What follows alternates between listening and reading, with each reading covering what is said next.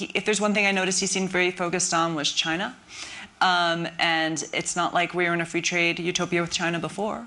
So I think right now I'm optimistic about a lot of his economic policies. I think they are going to result, at least initially, in higher growth, although higher debt and potentially changes to the dollar, but and also potentially higher inflation. I think people forget that more than 20 years ago we used to see high growth go with high inflation.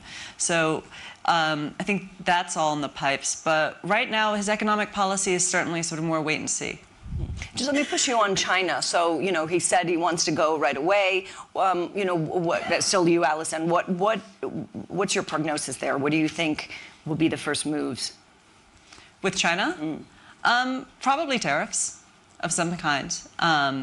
I expect, you know, he'll probably keep a lot of the Biden ones. Biden put a lot of sort of, said certainly restrictions on technology with EVs, so he'll probably keep that and probably negotiate. Maybe not 60%, which is what he threw out. Again, he goes with a maximalist position and goes down from there.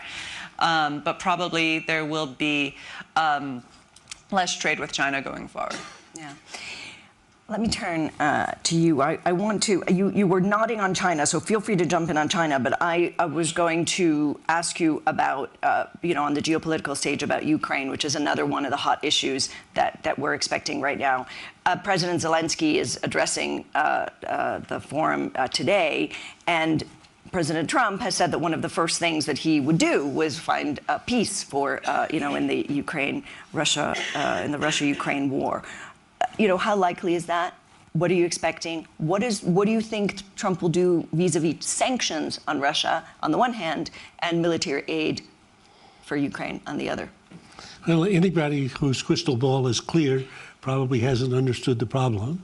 So it's hazy, but I would say if you try to take Trump seriously, but not literally, and you take the time to watch his antics and watch the rallies and watch the tweets and read between the lines, you can get some pretty good clues about what's likely to happen. So I would predict that 6 months from now, the Ukraine war will be over. You asked about China. I think China will be part of the deal. I think that it'll settle roughly at the current line of division, which is where it will have settled a year ago or the year ago or the year ago. Trump's repeated line about this is endless, useless killing. Each year, Ukraine is in a worse position than it was the year before. This is set for a deal if there were a deal maker.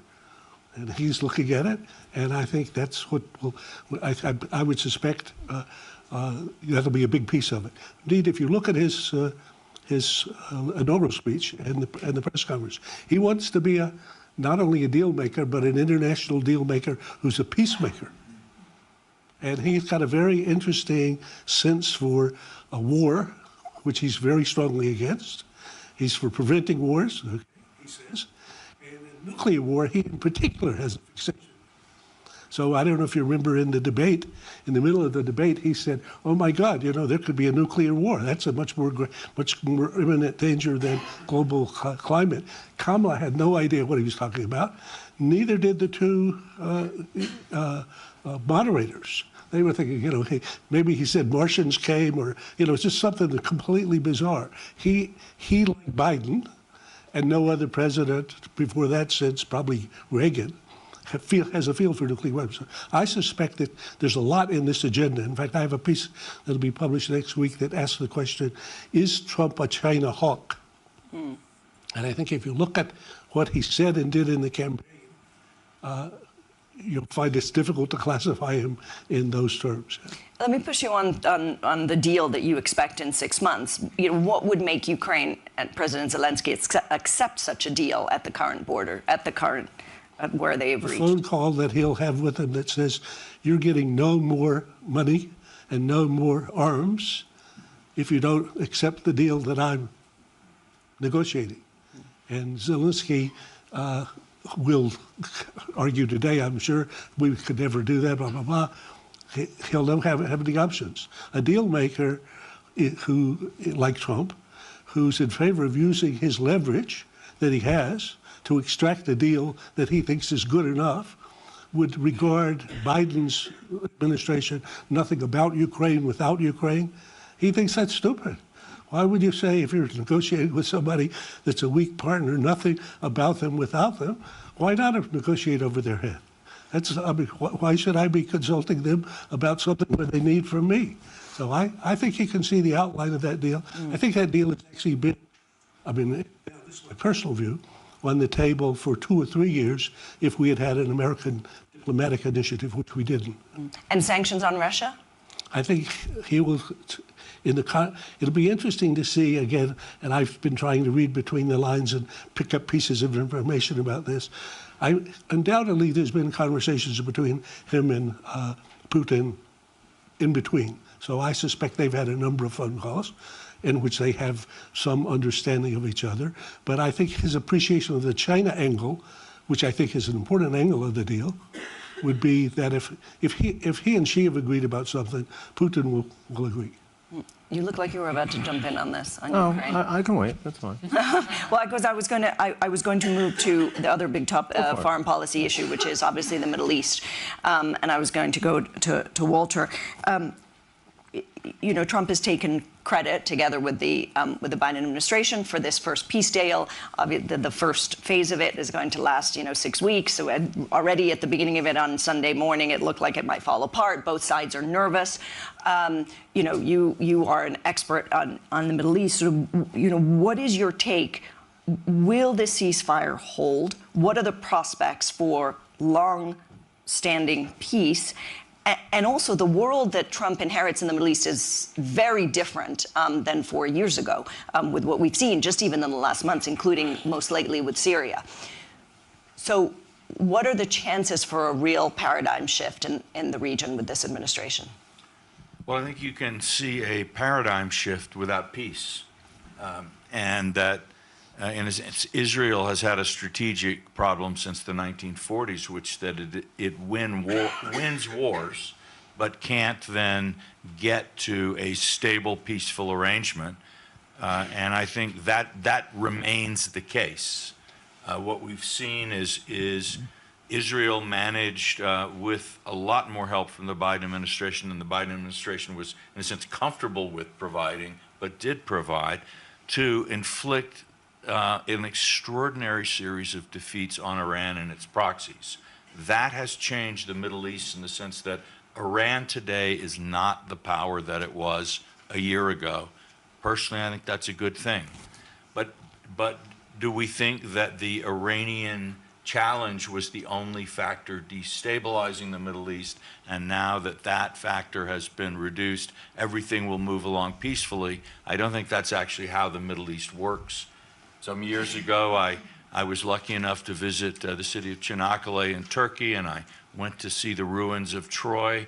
I stood on a mound of 13 cities over 3,500 years, each of which had flourished for a time and then was sacked and burned.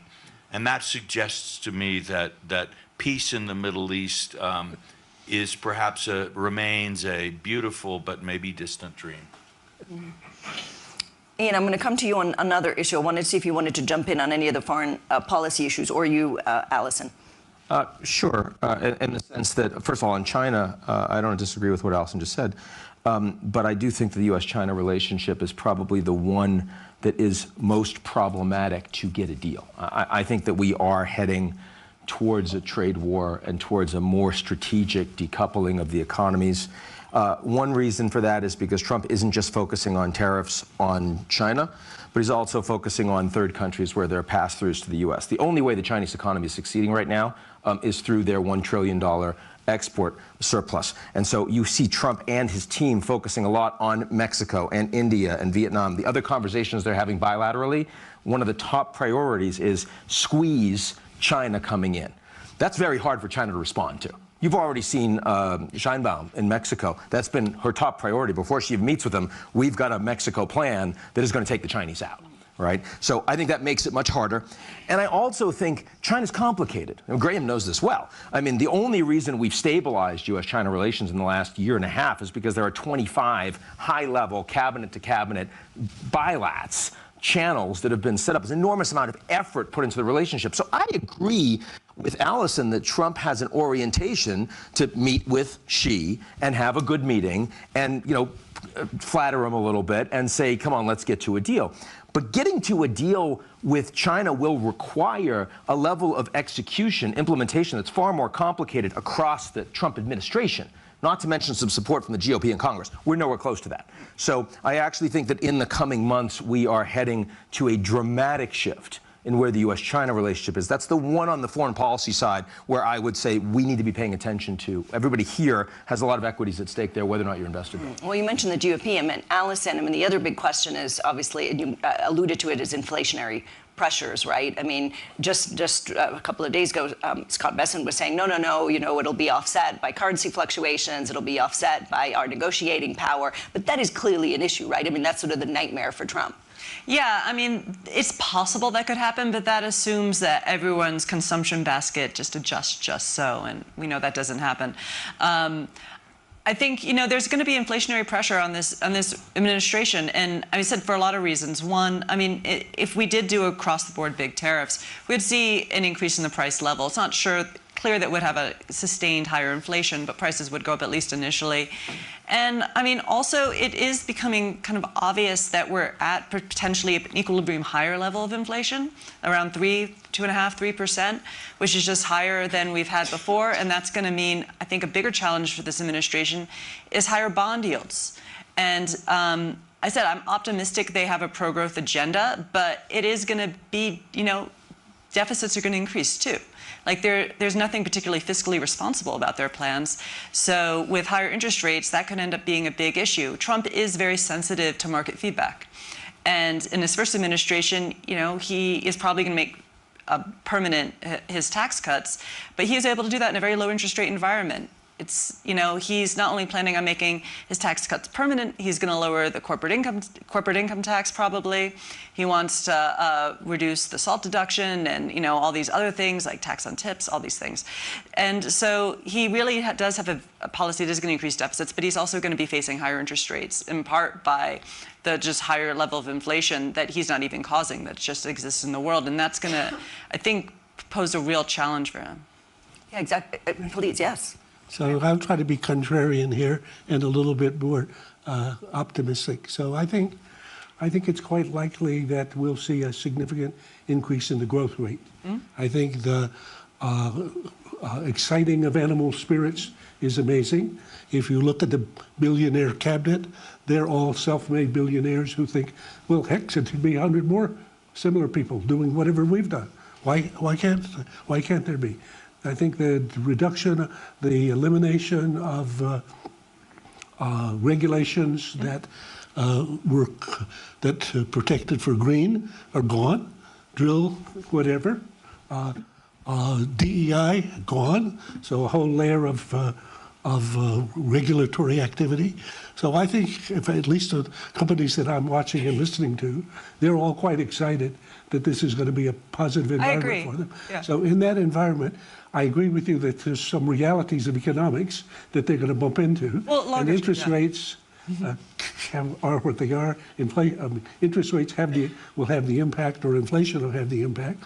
But I think that at least I can tell a story how this time next year we'll feel that the American economy had basically gone into this period of growth. That's the golden age. That he's referring to, story, that he'd referred to. Allison, will you jump in? Yeah, no, I agree. I said I think it's not only the deregulation. I think that, he wants to cut corporate taxes to 15%. I think that's also going to be very good for growth and the animal spirits. When I said vibe shift, I think one thing I never thought I would see in 2016 is people are really excited. You know, and I think there is a feeling of positivity that is going to reduce a lot of growth. I said I worry long term that this is largely deficit financed. By excited, you mean that some are really happy and some are terrified, right? That's what you mean. Yeah, because I feel that, you know, the country's obviously polarized exactly. Just a little. Yeah, just a little. Just a little. But did you want to finish, Allison, and then we'll go? But he imagines he's going to reduce the deficit at the same time. With growth. Exactly. Now, Right. I mean, that doesn't necessarily follow. Do you see those numbers conceivably working? No, well, I mean, this is sort of the central fallacy that seems to be plaguing both parties now, is that there's this free lunch that I think the Biden administration thought that all their industrial policy would produce so much growth it would pay for what it costs. And I think they're falling for the old Republican sort of supply side idea that we can cut taxes to produce so much growth that will pay for itself. And I think these things both do produce growth, just not enough to pay for themselves. Ian, did you want to jump in?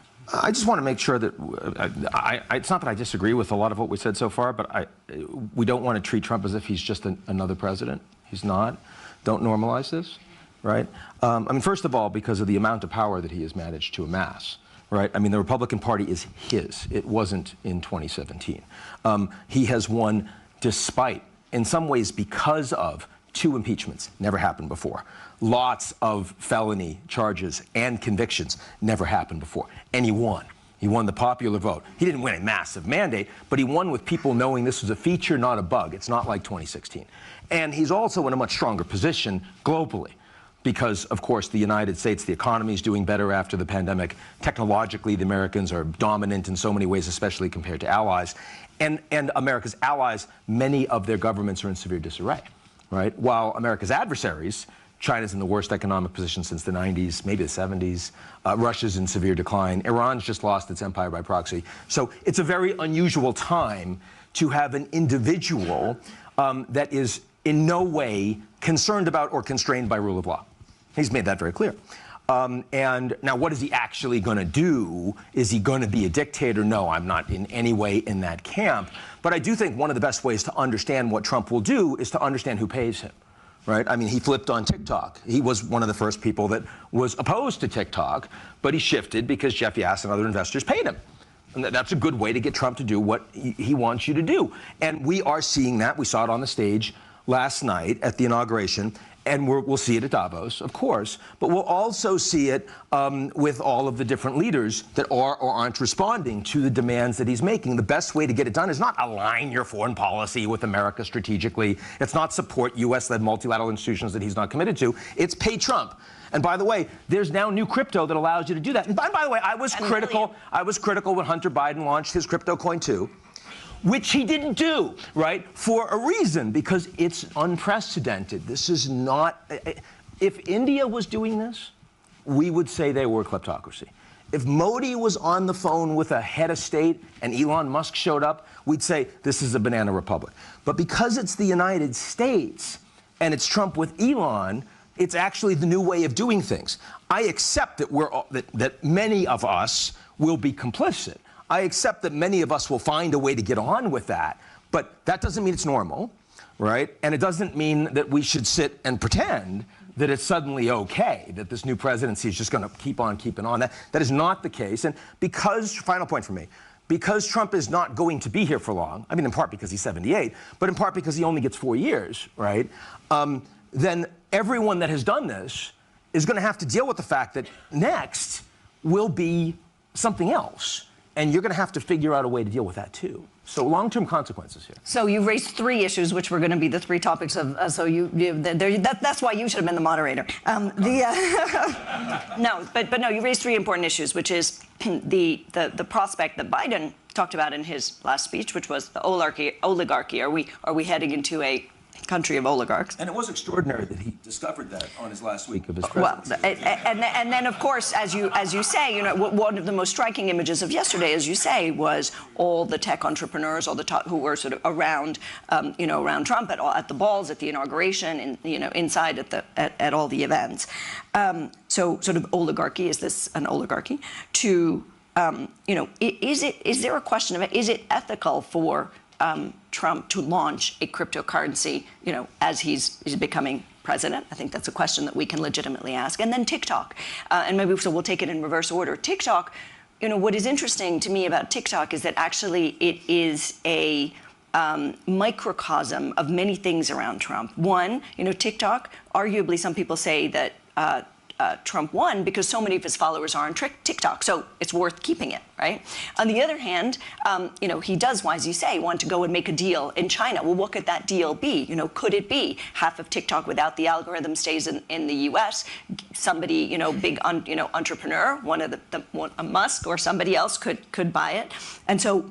There's a tension there. Also, he's lost 200, not only Trump, but 200 Republicans voted to ban TikTok last year. So could this be the first sort of challenge with the GOP, with his party, which is also an interesting topic. So I actually think TikTok is interesting. Yes, you wanted to jump in on it. So the TikTok is a good example, I agree. And who made the biggest effort to try to get TikTok banned? Zuckerberg. Why? Because of competition. Well, advertising. Okay. No, because of his business. Yeah, exactly. This was they then excited a lot of national security people about TikTok and what could be listened to. And there's a concern. But as the concern is, how about compared to your iPhone? Where's your iPhone made? In China. Where's your laptop made? In China. Where's your keyboard made? In China. Oh my God. Could it be? Well, no, don't talk about that. That's mine. I use my iPhone. Don't tell me I can't use my iPhone. So that was the argument actually Trump used yesterday at his press conference. So I think it's a very complicated situation. I suspect that, if 170 million people like something, remember Prohibition. It's not a very good idea to be against that. And Trump's not going to be against it if 170 million people like. Is there a deal to be done there? There's many deals to be done, and many that will be to somebody's advantage. Musk may buy the piece of it, or you may have a partnership. So I would say that's going to be an example. And I think, Ian, let me agree with completely, but kind of slightly disagree. I think but I think your main point, we shouldn't normalize Trump. Trump has done something no person in the world has ever done before. A dead politician has risen. Somebody who if we were 4 years ago at Davos, he's buried, dead politically, known to me. He's now returned. This is the greatest comeback in political history of a politician. And then, therefore, he thinks he can do anything. There's a supreme confidence now about that. And lo and behold, this is a phenomenon that we shouldn't try to understand only in the terms that we're traditionally accepting. We should say something strange, new, and amazing is happening here, and we should study it. Yeah. Walter. I would agree with that, both Ian and Graham on that. And I think I'd add that we need to also factor in not only who's won, which is Trump, but who's lost, which is to say us. That is to say the sort of general kind of intellectual, professional, managerial people who sort of thought that the world was basically, history was over and we were administering and trying to manage things according to rules that were all clear and known, and that history was kind of cumulative, and that tomorrow, even though we see this tech revolution happening around us, tomorrow's still going to be basically like today with incremental shifts. That's not how things work, and especially not how things work at this kind of moment when a technological transformation is really biting into the economy on all kinds of levels in a transformational way. And I guess I would throw into that the epitome of the us who is losing here is Europe. That the European Union and by and large its member states have misread the direction where events were going. Sorry, my mic. I'm usually pretty loud. I hope you can hear me. And that the European Union is the causes that it is interested in, climate, human rights, some others, as well as the methods of diplomacy that it prefers, are simply being gradually kind of marginalized as something new, not necessarily something better, but something new moves into the center. Just a quick, just on Europe as the European on the panel, I do think this is actually a great opportunity for Europe to sort of, kind of rise itself and get more of its act together with this administration. But I did want to ask, so what's more important in the next 4 years, tech or politics? you can't separate them. Tech is transforming politics. Politics affects tech. But fundamentally, we are seeing something as earth-shaking as the Industrial Revolution, but instead of being compressed, extended over several generations, it's happening on a much more rapid time scale. And while the Industrial Revolution started in just a few places and only rather gradually spread across the world, the information era has moved much more quickly. So you have political crisis in a country like India where a billion people are on cell phones in the last, 10 or 12 years. And this has changed their relationship toward government, changed their relationship toward how they perceive the world, their own life chances, and so on. And so governments everywhere are sort of trying to run ahead of this massive change in public expectation, economic, social institutions. Of all illusions, the belief that we could somehow manage this smoothly and without kind of painful and even in some cases very discontinuous change, I think is maybe the greatest illusion of all. Ian, you wanted to jump in? Alice? I just want to add, I think when a lot of economists are sort of shaking their heads that everyone is feeling like neoliberalism failed, because we're like, things went pretty well. The world got a lot richer. Even look at even in sort of richer countries, you see. Quality of life has gone up a lot. But I think what Walter said is really the problem. And I wouldn't even say it's a problem, because I think what's happening in tech is largely representing a further improvement in our lifespan and progress. But it introduces a lot of uncertainty. It introduces a lot of change. And if we look back at the Industrial Revolution, we see a lot of the same patterns, which is rises in populism and sort of distrust and looking inward and blaming things like trade. Anyway, trade is really not at fault here. So and massive international wars from time to time and domestic revolutions. Yeah, and it took, people forget how disruptive the Industrial Revolution was. I mean, we look at it now and we're like, oh my God, we have indoor plumbing and all these wonderful things. But, it was a tough process, and it happened, as you point out, much slower and more gradually. Yeah, I think there's a great book called Future Shock, and I'd say accelerated future shock is a big part of the story of what's happening. Ian? Yeah, I do think that it's interesting because the Democrats have been so divided over the course of the last years. The Republicans, of course, are much more united under Trump, but there are such massive differences in policy orientation between, dark MAGA run by Elon and people that want more free trade and want a deal on China and certainly are more globalist in orientation, the H-1Bs, TikTok, you name it, and deep MAGA. Right? I mean, the populists that are scared of the uniparty, are scared of the deep state, as they think of it, and believe that all of these people, no matter who they vote for, are just out to screw them. And they want they don't mind a big state, but they want a big state that's actually taking care of the average American. That divide is going to be papered over by the powerful personality of Trump, but that divide is not getting any weaker. And the anti-establishment forces in the United States, I think, are growing. I think as you see oligarchs become more powerful, and not just Elon. I mean, Elon's busy. He runs 6 companies. He's got 12 kids. He cares about at least a few of them. I mean, he's having a great time. There's only so much he can actually do. But the fact that the oligarchs are becoming so much more empowered is leading to pitchforks. And I was deeply concerned about Luigi Mangione and the way that a lot of people, not just on the internet, but like Elizabeth Warren and others, responded to almost lionize, oh, we can understand someone that assassinated a CEO a few blocks from where I live. Not a... And I mean, if that kid that tried to assassinate Trump had been more charismatic and lived and had a few statements, I think he would have been responded to very differently. So I think what's being unleashed in the United States right now is not taken care of by Trump with a big win that everyone says wasn't stolen. Not at all. This is going to get a lot worse. I'm going to turn to questions, but we have not sort of uttered the words sort of conflict of interest, and I do think we need to just utter it for 1 second. I mean, is it okay to launch a cryptocurrency or to trade sort of political influence to make money? Question. Is that something that concerns anybody? I would say we're in a new world in which that'll become the new normal for a while, and I agree with in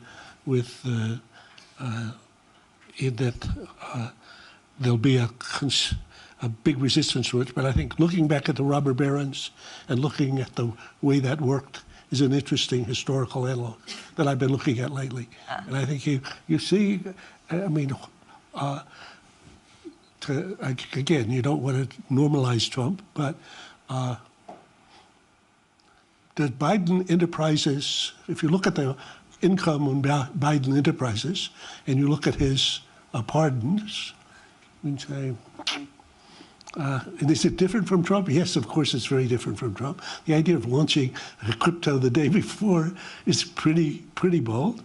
I think Ian's point about people who come, you pay $1 million to get a seat at the thing, but then you mainly kiss the ring and grovel, but then you're going to be more. Will Musk use his influence to advance his company's interests?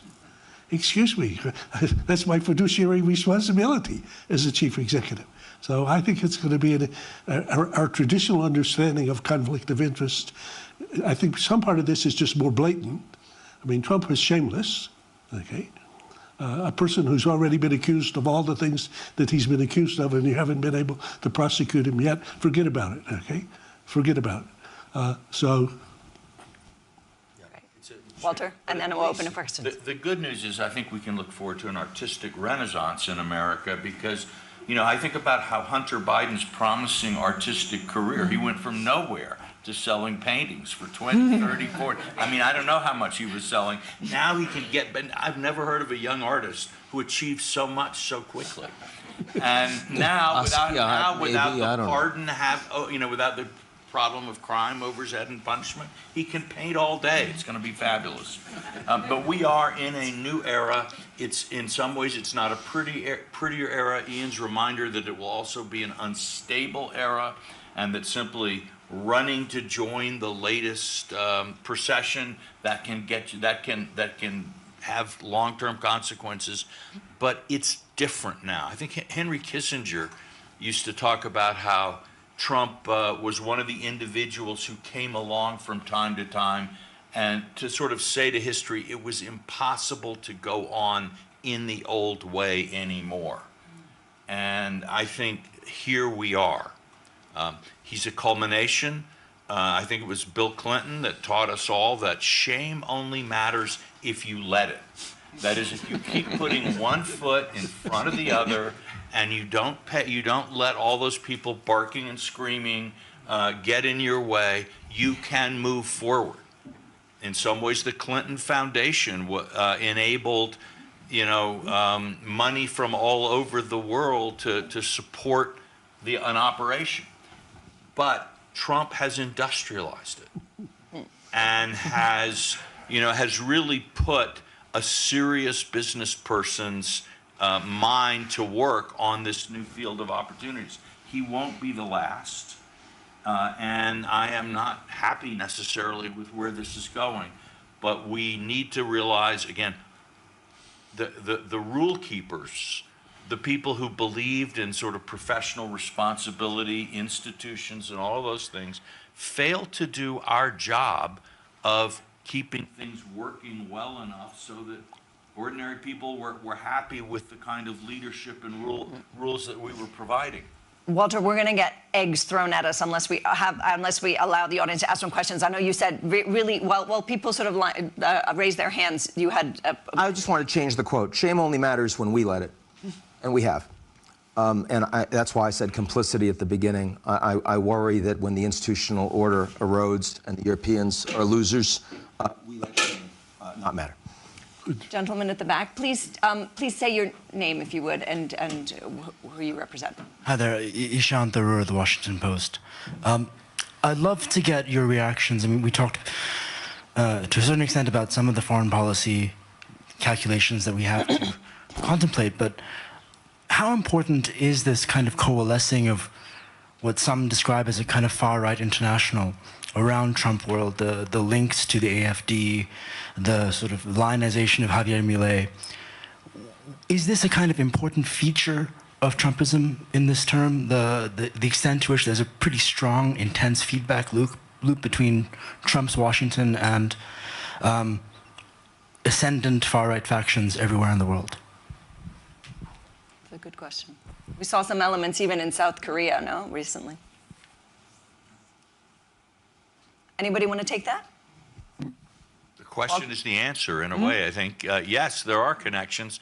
We're still exploring them. The movements are new and changing, and it's a phenomenon in a process of evolution and growth. Where it leads, it's very difficult to say. I think Meloni is not a part of it. She went to Mar-a-Lago and all the rest. She's cutting deals with Elon. She's actually not a stronger version of Orban. Instead, she is someone who is quite close to von der Leyen. And I actually think that there is an understanding to use Meloni to try to figure out a way to ensure that Europe can stay together and deal with Trump. So I think that's an important one. Sorry, did you mean sort of at the kind of political level, or did you mean sort of grassroots also, or just among population? Both, yeah. Okay. Right here in the front, and then sorry, this gentleman here was first, and then. Go ahead, if you could speak loudly. It's a small room. Yeah. So okay. Gustavo Pimenta. Okay. Gustavo Pimenta, CEO of Vale, the mining company. I was just curious about China, maybe to Ian and others. How do you think China would react to this Trump scenario going forward, especially given the challenges that they are facing these days? Anybody take that? And then the fourth row on the left. I think we're going to be surprised. So Ian and I, we should actually, one of the things I did this year was make lists of things in which I was wrong. And so it's good to try to be more concrete. So I'm betting this time next year, if we had the good fortune to have the conversation, we'll be surprised on the upside in the Chinese-American relationship. I think Xi and Trump have a very tight relationship. They get on very well. They understand each other. They both think of themselves as great men. They think of the rest of us as people that come along in the aftermath. They like each other in that respect. And so that's one place to start. Secondly, in terms of their interests, while fundamentally in the long run, this is a Thucydidean and rivalry of a rising and ruling power. So that's where I start. But if I look at the agency and the opportunities for agency here, doing a deal to conclude a war in Ukraine is not hard for Xi to be part of, and something that Trump wants to do, so they can do that. Well, Trump's concerned about trade deficits. What's the trade deficit with China? 320 or something like that. If I were Xi, I would say, I'm going to take the initiative. We're going to eliminate the bilateral trade deficit over 3 years. How hard is that to do? I just buy oil and gas from the U.S. and food, and rather than buying it from another source. So can I go through 7 things I can do that don't disturb me very much? Yes. And I think in terms of Trump's deals, I mean, for example, I think we'll see Panama. He will, quote, reclaim Panama and control of Panama. The couple of companies from China that are helping to operate the thing will go away. That's how big a deal is that for Xi? Not a very big deal. How big for Trump? He can declare that he. So I think there's a lot of deal space here for the two of them. And I think that the fact that Trump tried to get Xi to, I mean, actually, if you watch, this is again reading between the lines. Look and see what Trump said at the Notre Dame after the discussion with Zelensky. He writes a tweet, what happened. And then in the middle of the tweet, it says, China can help. Yeah. Doesn't say the UN can help, doesn't say Europe can help, doesn't say, it says China can help. If you look at his first press conference in January, it says, the U.S., quote, the U.S. and China working together can solve every problem in the world. I mean, it's Trumpian hyperbole. So I think I'm looking for the upside. I'm on the other side of this. Yeah. I don't think that's right. I agree with you. That's what Trump wants to do. I think the Chinese are convinced that the Americans want to contain them. They have ample evidence of that fact. That is not just true of the Biden administration. That is true of everyone in Congress, and it's certainly true of Trump's broader national security complex. So I think that even though Trump is going to try to move in that direction to a degree, the ability and the willingness of the Chinese to get to a place that looks like a deal in that environment is not propitious. Do I have high confidence that? Never have high confidence that Trump can't do something. As Graham said, that's fair. But I would make a fairly strong bet that U.S.-China relations will be in materially worse condition next year. So we have a good, clear bet. Good. All right, you have a bet. We'll come back next year to see who wins. Ardem Paraputian from Scripps, La Jolla, California. So 75 plus Nobel laureates, including me, wrote to senators saying that confirmation of RFK Jr. as Health and Human Services in the cabinet is irresponsible, and we think that he's not qualified. Not just that, his ideas are absolutely dangerous to the health of the American population. And I feel like there's very little outrage out there the second term. You guys talked about normalizing Trump, but overall I look at it and some of the appointments are full of people who are not qualified to do this. And so I'm wondering what some of the confidence that, again, that he could do things if he's surrounded by people who are not following fact-based ideas out there. Just wondering where the positivity is coming from. Well, I mean, he has some good people, some less good people, but this is what we learned about Trump last time. He sort of puts in these people sometimes. I think he sees something about them he thinks is interesting, and he gives them a shot. He also fires them very easily. So, I mean, that's the upside. He takes risks with people. I mean, as an economist, I'm actually pleased with a lot of his appointments. I mean, I think even compared to Biden, he has much more sort of mainstream, well-trained economists than we had in the last administration. So I think to say he doesn't have any fact-based people around him isn't quite fair. He does have some people who maybe, you know, we should be more worried about. But again, recall he fires people very easily. So there's that. Walter, and then we're going to close. And I would just very quickly say, too, that Trump is, he's casting a reality show as much as he is appointing a team of experts to actually run things. The cabinet, in many ways in the United States, has become a ceremonial function rather than an actual decision-making body or anything like that. And in many cases, you know, is a Pete Hegseth going to be sort of in the weeds on all the big issues in the Department of Defense? No, he won't be. Also, Trump is worried about guarding his right flank. There is MAGA beyond MAGA. There is politics beyond Trump. And he was elected by a coalition.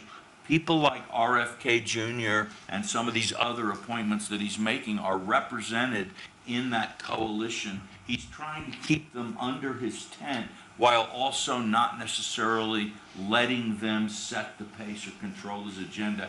We need to think of Trump as a political manager of a very different kind of politics. And I think that helps explain some of the things both that happen and that don't happen.